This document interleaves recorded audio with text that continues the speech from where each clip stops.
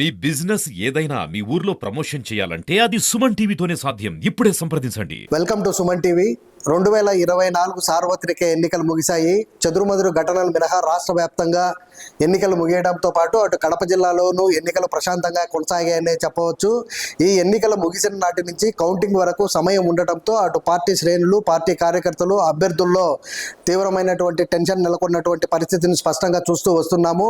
కౌంటింగ్కు మరి వారం రోజులే ఉండటంతో అటు కడప జిల్లా వ్యాప్తంగా ప్రజల్లో కావచ్చు, మిగిలిన అన్ని శ్రేణుల్లో కూడా టెన్షన్ వాతావరణం నెలకొంటూ నిత్యం ఎక్కడో ఒకచోట బెట్టింగులు కూడా జరుగుతూనే ఉన్నాయి. అభ్యర్థుల గెలుపు కావచ్చు, పార్టీల గెలుపు, ప్రభుత్వ ఏర్పాటుపై కూడా బెట్టింగులు కొనసాగుతూనే వస్తాయి. కడప జిల్లాలో ఉన్నటువంటి ఓటర్లు, ఎంతమంది ఓటర్లు ఉన్నారు, ఎంతమంది తమ ఓటు హక్కును వినియోగించుకున్నారు అనేది ఒకసారి పరిశీలిస్తే కడప జిల్లా వ్యాప్తంగా 16,39,066 మంది ఓటర్లు ఉండగా 13,04,256 మంది తమ ఓటు హక్కును వినియోగించుకోవడం జరిగింది.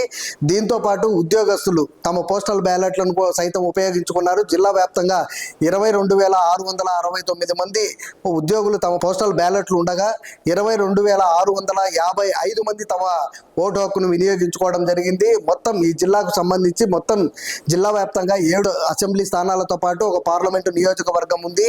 ఈ మొత్తం 7 అసెంబ్లీ స్థానాల్లో ఎన్ని రౌండ్లు కౌంటింగ్ జరుగుతుంది అన్నది ఒకసారి మనం పరిశీలిస్తే బద్వేల్ నియోజకవర్గానికి సంబంధించి 272 పోలింగ్ స్టేషన్లను ఏర్పాటు చేస్తే 20 రౌండ్ల కౌంటింగ్లో బద్వేలు నియోజకవర్గంలో అభ్యర్థి గెలుపు ఎవరు అనేది తేలిపోనుంది. అలాగే కడపకు సంబంధించి 287 పోలింగ్ స్టేషన్లను పోలింగ్కి ఏర్పాటు చేస్తే 21 రౌండ్లు ఇక్కడ ఉన్నటువంటి అభ్యర్థి తెలుగుదేశం అభ్యర్థి గెలుస్తాడా, వైఎస్ఆర్ కాంగ్రెస్ పార్టీ అభ్యర్థి గెలుస్తాడా అన్నది కూడా 21 రేళ్లలో వాళ్ళ భవిష్యత్తు తేలిపోనుంది.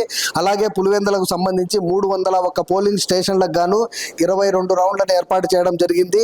అలాగే కమలాపురానికి సంబంధించి 251 పోలింగ్ స్టేషన్లకు గాను 18 రౌండ్లు ఏర్పాటు చేయడం జరిగింది. జమ్మలమడుకు సంబంధించి 315 పోలింగ్ స్టేషన్లకు గాను 23 రౌండ్లు ఏర్పాటు చేయడం జరిగింది. ప్రొద్దుటూరుకు సంబంధించి 268 పోలింగ్ స్టేషన్లకు గాను 20 రౌండ్లు ఏర్పాటు చేయడం జరిగింది. మైదుకూరు అసెంబ్లీ స్థానానికి సంబంధించి పోలింగ్ నాడు 269 పోలింగ్ స్టేషన్లను ఏర్పాటు చేయడం జరిగింది. మైదుకూరుకు సంబంధించి 20 రౌండ్ల కౌంటింగ్ ఏర్పాటు చేయడం జరిగిందని కూడా స్పష్టంగా తెలుస్తూ వస్తుంది.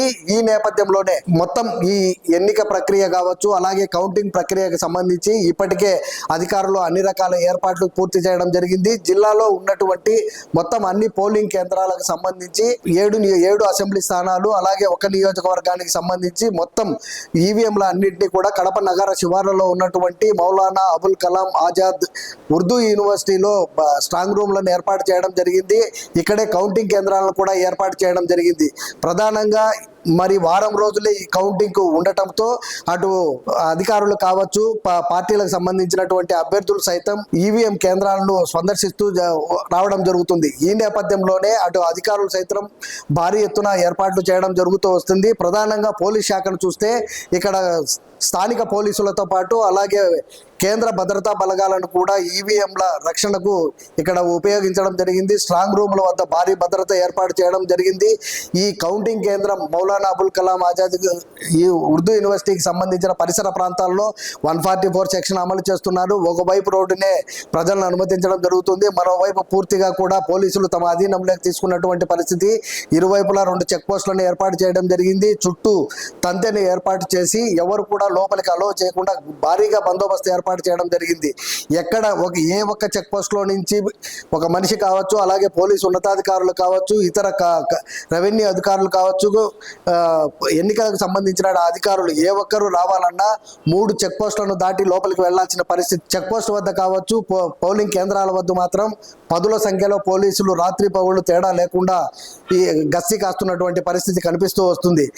మరోవైపు అటు జిల్లాకు చెందినటువంటి ఎస్పీ ఎన్నికల రోజు కావచ్చు, అలాగే కౌంటింగ్ రోజు కూడా ఎన్నికల కమిషన్ ఇచ్చినటువంటి ఆదేశాల ప్రకారం ఖచ్చితంగా తూచా తప్పకుండా పాటిస్తామని ప్రజలందరూ సహకరించాలని కూడా ఆయన ఇప్పటికే విజ్ఞప్తి చేయడం జరిగింది. గతంలో ఎన్నికల రోజు ఎంత కఠినంగా వ్యవహరించామో కౌంటింగ్ కేంద్రం వద్ద కూడా కౌంటింగ్ రోజు నుంచి మిగిలిన జూన్ 6వ తేదీ వరకు కూడా ఏ ఒక్కరు కూడా గలాటలు కావచ్చు, ఘర్షణలు కావచ్చు, ఇతరులపై దాడులకు పాల్పడితే మాత్రం పరిస్థితులు చాలా సివియర్గా ఉంటాయని కూడా ఆయన ఇప్పటికే చెప్పడం జరిగింది.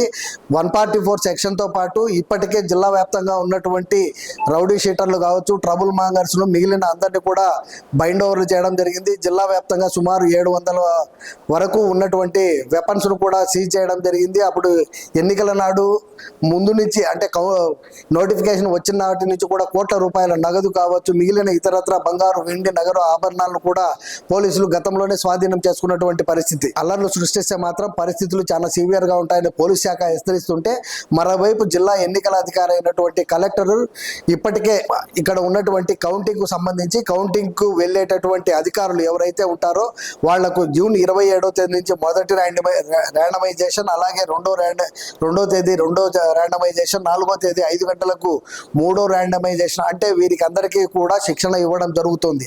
ఈ శిక్షణ తీసుకున్నటువంటి అధికారులు ఎవరైతే ఉన్నారో వాళ్ళు అబ్జర్వర్లుగా, అలాగే అక్కడ ఉన్నటువంటి సూపర్వైజర్లుగా కూడా వాళ్ళందరూ కూడా కొనసాగుతారు.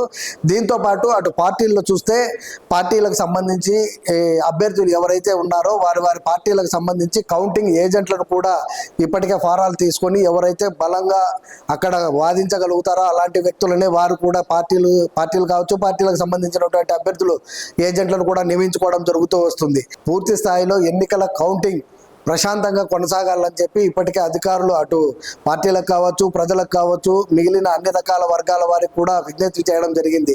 ఏది ఏమైనా ఈ 2024 సార్వత్రిక ఎన్నికలు ముగిశాయి. ఎంత ప్రశాంతంగా ముగిశాయో కౌంటింగ్ తర్వాత కూడా అంతే ప్రశాంతంగా కడప జిల్లా ఉండాలని చెప్పి కూడా అధికారులు కోరుకుంటున్నటువంటి పరిస్థితి. దీనికి ప్రజలందరూ కూడా సహకరించాలని కూడా అధికారులు విజ్ఞప్తి చేస్తున్నటువంటి పరిస్థితి కనిపిస్తుంది.